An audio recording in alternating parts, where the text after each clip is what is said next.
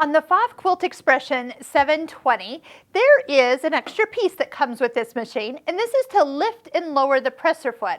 Now, some of you might be asking, well, doesn't it do it automatically? Yes, it does, but there is a time and place for this piece. And if you've also had machines in the past that might have had this, you're kind of looking for that with your knee. You might be kind of swinging it for lifting the foot when you want it lifted. So first off, it does go in at about a 430 angle. So it does kind of extend to the right. And then this part, the part that goes against your knee, can slightly be adjusted to fit you nicely.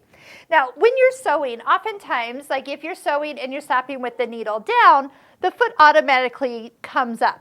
But there's times I don't want that foot to come up every time I stop sewing. So I know this is a little further away than normal, but if you touch your settings button and the automatic presser foot lift is got a green check mark. So if I uncheck mark that, now when I sew, the needle stops down, but the foot doesn't come up.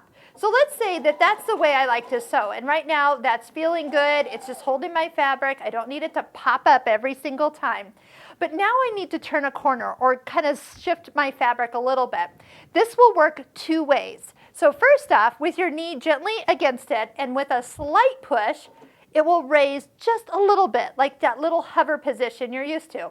If I go a little further, it comes up even higher. So if you are very quick in your knee, you're going to see it's always going to come super high. But as you get used to it, and you only just need to kind of pivot from time to time as you go, you'll find you just need to push it over just a little bit. So it's very easy to find where that touch is. And of course, when you use the scissor button, that will also cut the thread and lift your foot up. Well, oh, no, it doesn't lift your foot up. That's you. So then you can lift it up, and then it will come back down onto the throat plate, which is fine when you're not using it. And then you can just lift, slide your fabric in, and start to sew. Now, one other thing down here is I'm using my right knee to lift the presser foot with the bar, but I actually switch my foot control over to my left foot. I know that sounds weird, but trust me, it separates the two in your brain, and you actually tend to do only one at a time because you don't want to be leaning and sewing.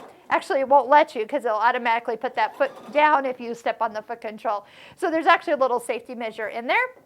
But if you are used to having the presser foot lifter, you're going to love this feature. Just know that at any time you can go back and turn the automatic presser foot lift back on and maybe take it off. So two ways of using it. I do like that that mechanism is in there. It does run the whole entire length of the machine.